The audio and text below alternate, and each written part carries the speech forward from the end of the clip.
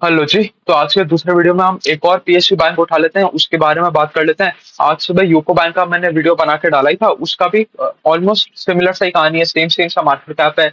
PSU bank वो भी है, उसका भी लोन बुक साइज इतना ही है जितना इसका था, है ना। तो बैंक का नाम है आईडीबीआई बैंक, और बैंक का अगर मार्केट कैप देखने जाए तो 92,000 करोड़ के आसपास का मार्केट कैप है। अब थोड़ा हम कंपेयर करते हैं, एक तो दोनों ही पीएसयू बैंक्स है। तो पीएसयू बैंक्स है तो इनके बीच में हम कंपैरिजन ड्रॉ कर सकते हैं। भाई आप डायरेक्ट प्राइवेट बैंक से कंपेयर मत करो, आप ये देखो कि पीएसयू बैंक्स के पीयर ग्रुप में सबसे अच्छा बैंक कौन सा निकल के आ रहा है। उस तरीके से अगर हम इसको देखें तो इनका जो लोन बुक ग्रोथ था वो 17% का था वाईओवाई लेवल पे, और 3% का था क्वार्टर ऑन क्वार्टर लेवल पे। तो हमने यूको बैंक में भी देखा था कि 17-18% के आसपास का ही ग्रोथ आ रहा है वाईओवाई लेवल पे, और यहाँ पर भी 17% का ग्रोथ आया वाईओवाई लेवल पे।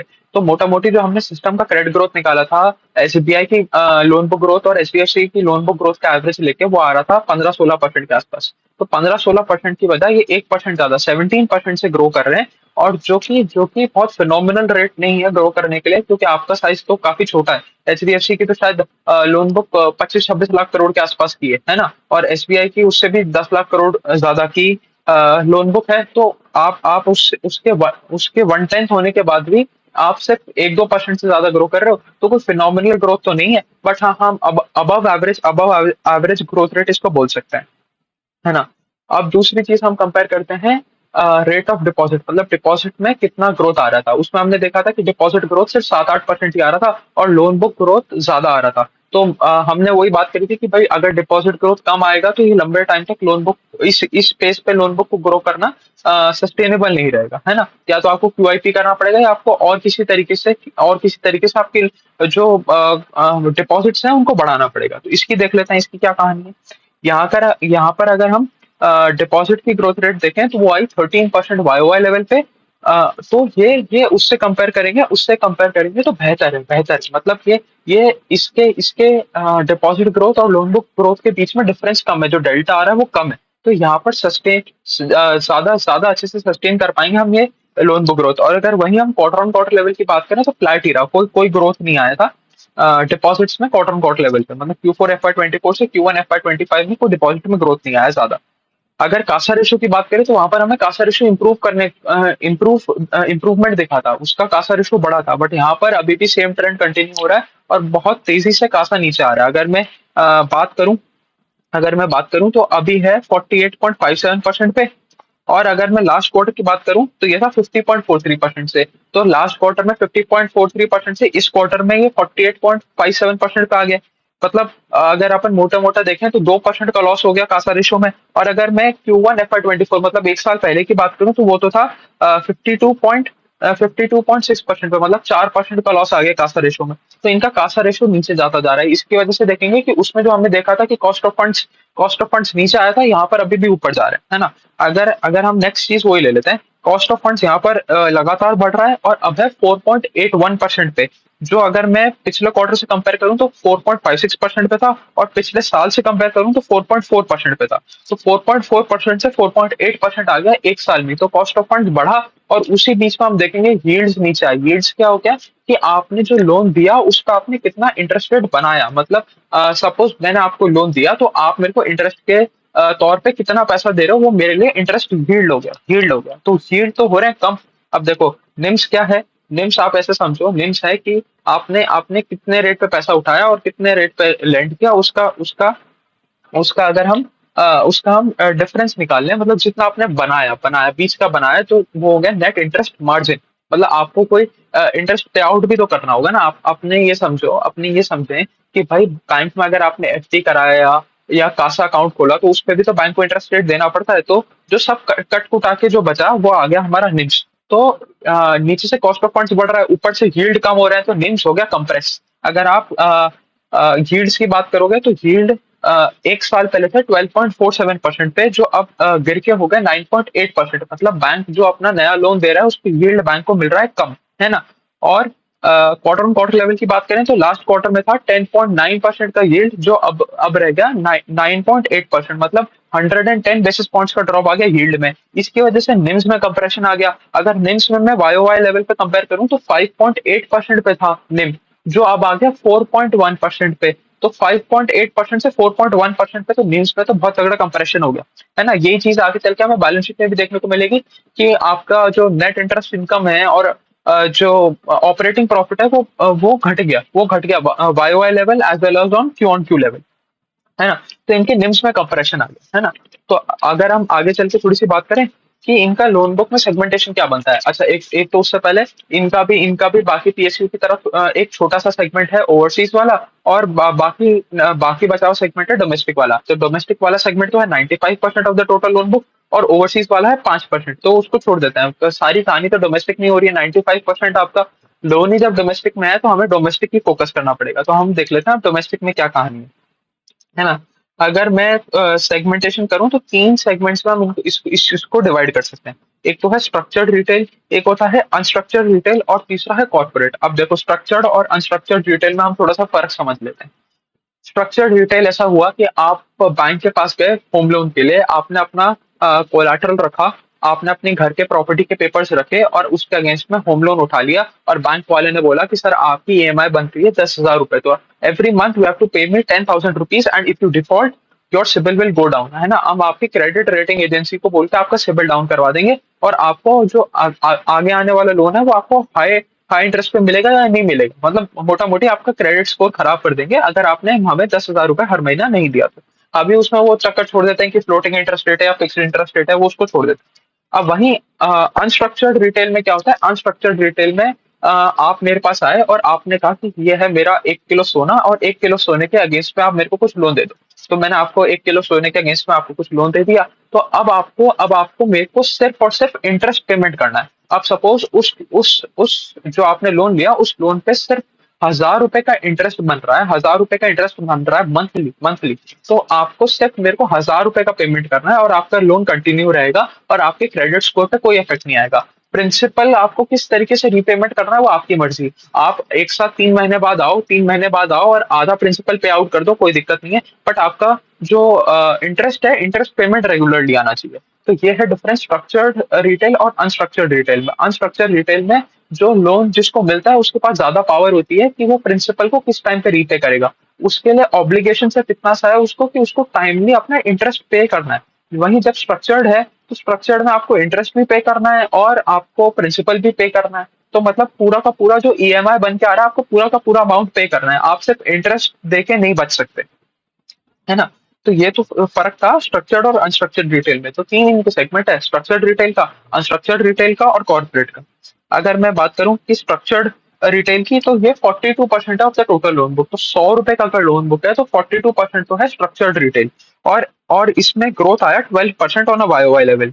वहीं अगर मैं अनस्ट्रक्चर्ड रिटेल की बात करूं तो ये 27% of the total loan book. तो 42% तो हो गया हमारा स्ट्रक्चर्ड रिटेल, 27% हो गया अनस्ट्रक्चर्ड रिटेल, और अनस्ट्रक्चर्ड रिटेल बढ़ा 32% से। और रिमेनिंग जो 30% है वो है कॉर्पोरेट लोन्स। और कॉर्पोरेट लोन्स पे तो सबसे कम ग्रोथ आया है, सिर्फ 9% का ग्रोथ आया। 9% वाई लेवल पे, तो 9% वाई लेवल पे ग्रो किया कॉर्पोरेट, है ना।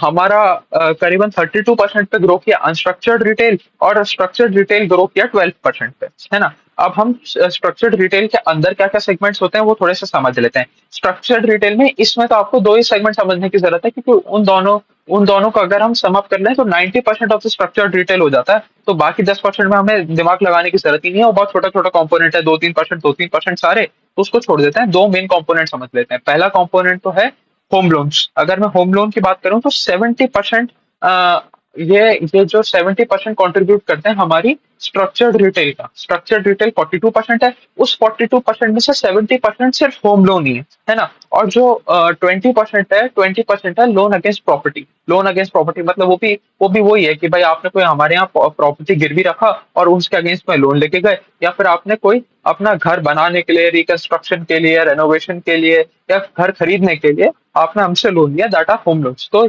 70 और 90% तो ये दोनों कंट्रीब्यूट करके फिर छोटे छोटे सेगमेंट है कि एजुकेशन लोन है, व्हीकल लोन है, ऑटो लोन्स है, वो सारे सेगमेंट्स हैं, उन सबको छोड़ देते हैं, उसमें कोई ज्यादा दिमाग लगाने की हमें जरूरत ही नहीं है।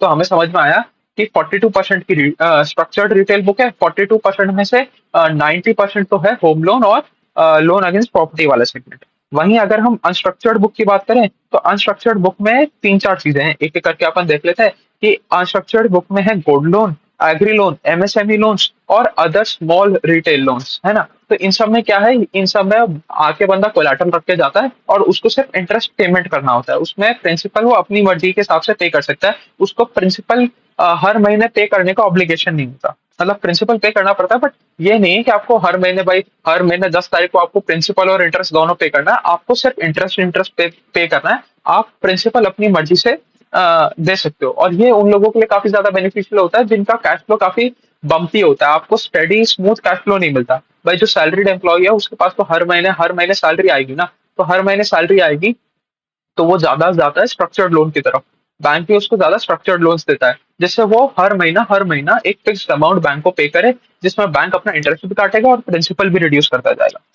अगर बैंक की एसेट क्वालिटी की बात करें तो इसका भी हर पीएसयू की तरह वही कहानी है कि कोविड में इनकी एसेट क्वालिटी बहुत खराब हो गई थी, बहुत खराब हो गई थी, और उस कीचड़ को समेटने में लगे हुए हैं ये लोग, और अब उसको अच्छे लेवल्स पे ले भी आए हैं। अगर मैं ग्रॉस एनपीए की बात करूं तो अभी है 3.87% पे, जो लगातार क्वार्टर ऑन क्वार्टर और वाई वाई लेवल पे हर तरीके से इंप्रूव भी होता जा रहा है ना।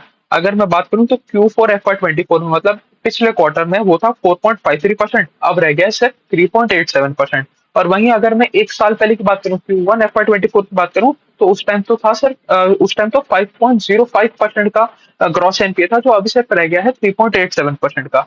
सेम केस नेट एनपीए में भी है, नेट एनपीए में भी इंप्रूवमेंट आ रहा है, और अब सिर्फ रह गया है 2.3% का नेट एनपीए। और इनका प्रोविजन कवरेज रेशो भी बहुत अच्छा है, प्रोविजन कवरेज रेशो पे 99.34% का प्रोविजन कवरेज रेशो है। तो एसेट क्वालिटी में तो कोई प्रॉब्लम आ नहीं रही है, सही ट्रेंड में जा रही है एसेट क्वालिटी। और अगर हम एसएमए बकेट्स, मतलब एसएमए बकेट्स की बात करें तो एसएमए बकेट्स भी, एसएमए बकेट्स में भी कोई दिक्कत नहीं है। जो एसएमए जीरो की बकेट है उसमें जो अमाउंट ऑफ लोन है वो कम ही हुआ है। अब एसएमए बकेट्स डीपीटी बकेट्स एक ही चीज है ना, कोई कोई उसमें फर्क नहीं है। अब आ जाते हैं हम क्या मेट्रिक में, अगर हम बैलेंस शीट देखें तो क्या कहानी बनी है बैंक की। बैंक में net interest income is down 17% YOY and 12% quarter on quarter. अब ये कैसे हुआ, ये हमने अभी देखा है कि इनके नेट इंटरेस्ट मार्जिन ही कंप्रेस हो गए। मार्जिन ही कंप्रेस हो जाएगा तो आपकी नेट इंटरेस्ट इनकम तो कम आएगी आएगी, वो ऑब्वियस सी बात है। तो हमें ये देखने को मिला कि 17% से इनका YOY लेवल पे नेट इंटरेस्ट इनकम कम हो गया, और क्वार्टर ऑन क्वार्टर लेवल पे 12% से कम हो गया। वहीं अगर हम ऑपरेटिंग प्रॉफिट की बात करें तो ऑपरेटिंग प्रॉफिट तो 31% डाउन है YOY लेवल पे, और 5% डाउन है क्वार्टर ऑन क्वार्टर लेवल पे। और फिर फाइनली चीज हम आ जाते हैं पैट पे। तो पैट पैट बढ़ा है 40% से YOY लेवल पे, और 6% से क्वार्टर ऑन क्वार्टर लेवल पे। तो अब जब आपका जो टोटल इनकम है वो ही कम आ रहा है, ऑपरेटिंग इनकम कम आ रहा है ना, मतलब डिक्रीज कर रहा है, तो आपका पैट कैसे बढ़ सकता है। पैट सिर्फ एक ही चीज से बढ़ सकता है कि आपने प्रोविजंस कम कर दिए, प्रोविजंस कम कर दिए। अब देखो क्या होता है, अब हम वही वही वापस कहानी करनी पड़ेगी जो हम हर बैंक के लिए करते हैं, कि net interest income plus other income equals to total income minus operating expenditure is equals to operating profit. Operating profit minus provisions minus taxes is PAT, है ना। तो ऐसे हमारा निकलता है पैट। अब आपकी हमें हमें पता है कि ऑपरेटिंग ऑपरेटिंग प्रॉफिट जो है वो हमारा 31% से गिरा है YOY लेवल पे, है ना। और उसके बाद हमें पिछले साल हमने कुछ प्रोविजंस किए थे, अगर हम प्रोविजंस को ड्रास्टिकली घटा दें। अब प्रोविजंस क्या है कि आगे चल के अगर कोई हमारा लोन खराब होता है और मैनेजमेंट को कोई रिस्क दिखता है, तो मैनेजमेंट आज के प्रॉफिट में से, आज जो कमाई हुई है उसमें से कुछ पैसा निकाल के साइड रख देते हैं, कि जब अगले साल वो लोन खराब होगा, मतलब जो हमारा पुराना दिया हुआ लोन है वो खराब होगा, तो उसको हेल्प करने में हमें ये वाला पैसा काम में आएगा, है ना। तो इन्होंने ये अपनी एसेट क्वालिटी इंप्रूव करते जा रहे हैं, और इनको आगे कोई समस्या दिख नहीं रही है, और इनकी डीपीटी बकेट्स भी इंप्रूव हो रही है। तो इन्होंने अपने प्रोविजन बहुत तेजी से घटा दिए। तो प्रोविजन घटा दिए तो वो जो हमारी ऑपरेटिंग प्रॉफिट में से एक कंपोनेंट कम हो रहा था, प्रोविजंस का, वो एकदम से कम हो गया। इसकी वजह से हमारा पैट इंक्रीज हो गया। पैट इंक्रीज हुआ 40% YOY और 6% क्वार्टर ऑन क्वार्टर। तो ये थी कहानी एक और पीएसयू बैंक की, आईडीबीआई बैंक की। तो इस तरीके से हम एक पूरे सेक्टर को कंपेयर कर सकते हैं। तो जैसा अभी सुबह मैंने यूको बैंक का वीडियो बनाया था, उसमें देखेंगे तो उसमें क्या प्रॉब्लम्स थी कि हमारी डिपॉजिट ग्रोथ रेट नहीं आ रही थी, और उसके बाद कुछ कुछ सेगमेंट्स उसमें लोन बुक के वो स्लगिश दिख रहे थे, उनमें उतनी उतनी पेस पे ग्रोथ नहीं आ रही थी, है ना। और इंटरनेशनल वाला तो उनका कुछ कर ही नहीं रहा था। इंटरनेशनल वाले में तो शायद उनके 8-9% का ही ग्रोथ था, और वो 15% कॉन्ट्रीब्यूट कर रहा था पूरी लोन बुक को। है ना? तो ऐसे ऐसे हम पीयर टू पीयर एनालिसिस करके ये कंपेयर कर सकते हैं भाई कौन सी कंपनी कौन से मेट्रिक में बेटर है और हमें उस कंपनी में क्या क्या चीजें ट्रैक करनी है। अब जैसे इसमें इसमें हमें ट्रैक करना है कि इनके निम्स निम्स कब एक्सपैंड होंगे और निम्स एक्सपैंड कब होंगे जब आपका कॉस्ट ऑफ फंड्स नीचे जाने लगेगा और आपका यील्ड ऑन एडवांसेस ऊपर जाने लगेगा। तो ये सारी चीजें हमें ट्रैक करते रहना है। इन दोनों के कॉन कॉल में अगर कुछ भी इंटरेस्टिंग चीज होती है जिसके लिए नया वीडियो बनाया जा सकता है तो वो मैं बना के अपडेट ही कर दूंगा। चलिए, थैंक यू।